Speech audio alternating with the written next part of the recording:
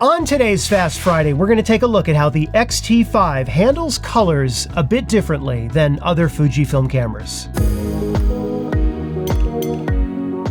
Hi everyone and welcome to Pal to Tech. As you know, the X-T5 is a significant change over earlier models such as the X-T4 or the X-T3. And that's not just because it has a 40 megapixel sensor. It is also using the brand new X-Trans 5 processor. And this affects everything from how the camera operates to how the film simulations are applied. So I recently did an interesting test that I want to share with you. I took the exact same photo in both an X-T4 and an X-T5. Now for the setup, I used only a 5600 Kelvin color temperature lighting with the exact same setup for both cameras. I set a custom white balance for both cameras to 5600 Kelvin. I also made sure that all of the image quality, JPEG processing settings, etc. were zeroed out on both cameras. I kept my dynamic range at 100% and all settings on both cameras were identical. I shot both RAW and JPEG files in the highest quality on both cameras, and I took two photos. One of them was shot with the PROVIA film simulation, and the other one was shot with classic negative. Now, let's take a look at the results. Right now, we're looking at the straight out of camera JPEG. The X-T4 is on the left and the X-T5 is on the right. What's interesting is that if you zoom in, the X-T5 is slightly more saturated. You see the red tone here versus here? However, looking at the white areas overall, I would say these are almost identical. And just so you know, classic negative is an interesting film simulation as it tends to add more warmth to the highlights and cooler tones to the shadows. And it just seems to me that the X-T5 colors are a bit more punchy. You see that right here versus here? Again, this is the classic negative film simulation straight out of camera JPEG. Let's take a look at the other one now, PROVIA. Okay, so I'm zoomed in about 100% here. Have a look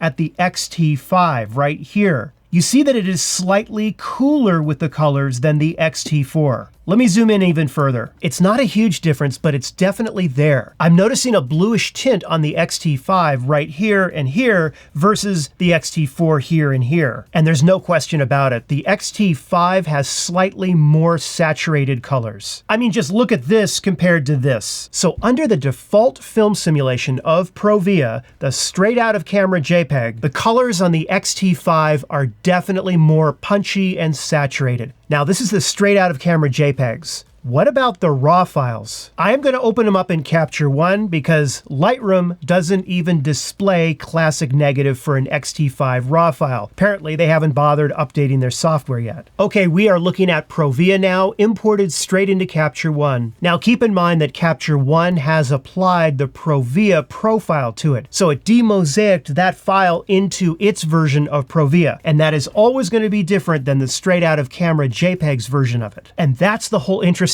point here. Check this out. These are pretty much identical. The same amount of punch to them, the same amount of saturation to them, everything. And remember that I haven't applied any effects, nothing at all. They are exactly straight imported into Capture One, and this is the difference between the X-T4 and the X-T5. They're identical. And here's the RAW file for classic negative, and it's the exact same thing. Identical. Absolutely no difference at all when it comes to how Capture One is reading the raw data and translating it into the film simulation. It is looking at an X-T5 file and an X-T4 file identically. So other than being interesting, what does this mean exactly? Well, the in-camera processor definitely affects film simulations. They are not the same between all versions of the camera. For example, the X-T4 has a very different film simulation process, even for the same film simulation, than the X-T5. The X-T5 renders PROVIA and at least classic negative with a little bit more saturation, a little bit punchier of a final image than the X-T4 and most likely the X-T3. But it's what happens with the RAW files that's the most interesting and the reason I made this video. And that is RAW files, okay? RAW files. They're just your raw sensor data. That's all they are. Just the data off the sensor, okay?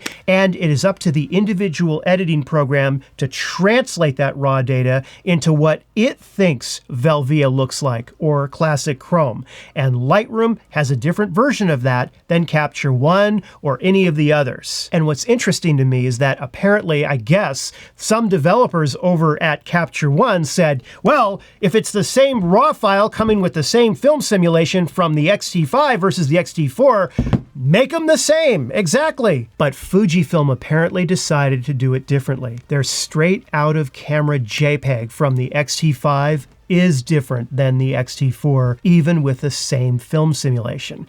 And I think part of that has to do with the new processor, right? The X-Trans 5. And I think part of that has to do with just little tweaks that Fujifilm makes behind the scenes to their film simulations. Now, due to time, I didn't test the other film simulations, but it would be interesting to take a look at those as well. My guess is that across the board, most of them will be more saturated, slightly more, in the X-T5.